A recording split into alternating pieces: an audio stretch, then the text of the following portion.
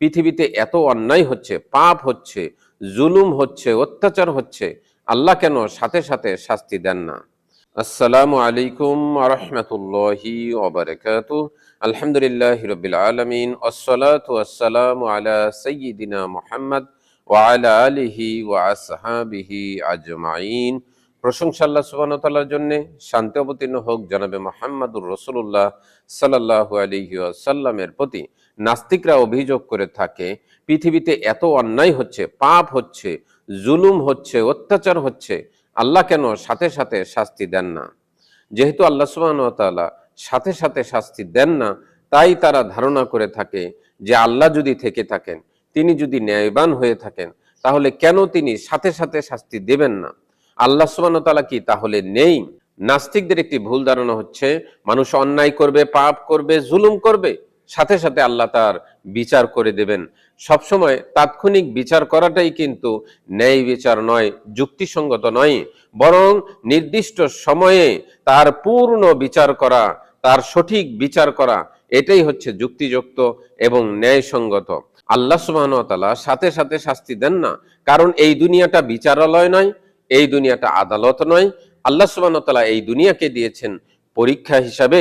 পবিত্র কোরআনুল কারীমের সূরাতুল মুলকের ৬৭ নম্বর সূরার ২ নম্বর আয়াতে আল্লাহ সুবহানাহু ওয়া তাআলা বলছেন, আল্লাযী খালাকাল মাউতা ওয়াল হায়াতা, আল্লাহ সুবহানাহু ওয়া তাআলা তিনি সেই সত্তা যিনি সৃষ্টি করেছেন মৃত্যু এবং জীবন।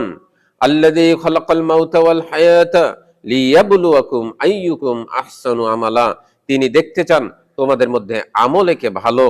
যার আমল ভালো হবে তার প্রতিদান ভালো হবে, যার আমল মন্দ হবে তার প্রতিদান মন্দ হবে। আল্লাহ সুবহানাহু ওয়া তাআলা পবিত্র কোরআনুল কারীমের সূরাতুল ফাতিরের ৩৫ নম্বর সূরার ৪৫ নম্বর আয়াতে বলছেন, ওয়ালাউ আখিযুল্লাহুন নাসা বিমা কাসাবু, যদি আল্লাহ সুবহানাহু ওয়া তাআলা মানুষকে পাকড়াও করেন, যদি মানুষকে ধরে ফেলেন মানুষের অপরাধের কারণে, মা তারাকা আলা যহরিহা মিন দাব্বা, তাহলে পৃথিবীর কোন চলমান প্রাণীকে আল্লাহ সুবহানাহু ওয়া তাআলা ছেড়ে দিতেন না, পৃথিবীর সমস্ত প্রাণী ধ্বংস হয়ে যেত।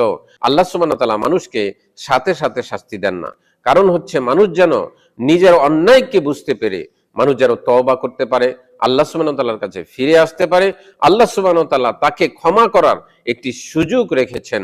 আল্লাহ সুবহানাহু ওয়া তাআলা সাথে সাথে শাস্তি দেন না, কিন্তু আল্লাহ সুবহানাহু ওয়া তাআলা একটি নির্দিষ্ট সময়ে মানুষের পূর্ণ সঠিক বিচার অবশ্যই করবেন।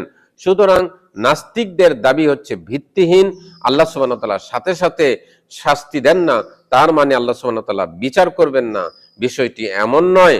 আল্লাহ সুবহানাহু ওয়া তাআলা পরকাল রেখেছেন, কিয়ামতের মাঠের ব্যবস্থা রেখেছেন, যেখানে পূর্ণভাবে সঠিক বিচার হবে এবং মানুষকে শাস্তি অথবা পুরস্কার আল্লাহ সুবহানাহু ওয়া তাআলা নিশ্চিত করবেন।